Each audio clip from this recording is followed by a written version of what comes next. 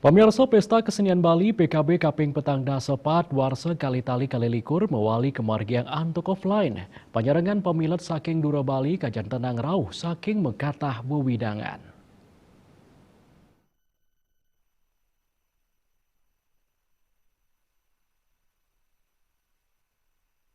Manut Kepala Dinas Kebudayaan Provinsi Bali Gede Arya Sugiarto, wenten lalima widangan ngajan tenang antuk nyarengeng parikrama inucap inggian rauh saking Yogyakarta, Papua, Batak, Lombok, Sasak, Mewah, Betawi.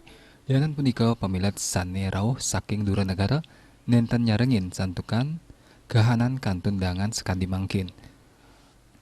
Pemungkahan PKB Warsa Kalih Tali Likur kerencanaan kelaksanaan langsung oleh Presiden RI Joko Widodo ring panggung terbuka Arda Chandra. Acara pemungkahan pacang menaging baris anak-anak Bandana Manggala Yuda Mewah Reksadana Senartari Catur Kumbo Mahosadi antuk munggahang Patitis Ratu Ayu Mas Wembah saking kolaborasi isi Denpasar Kasarengin Sanggar Seni Usadi Langu ya diastun kemargiang langsung pewatesan pengunjung kantun kemargiang.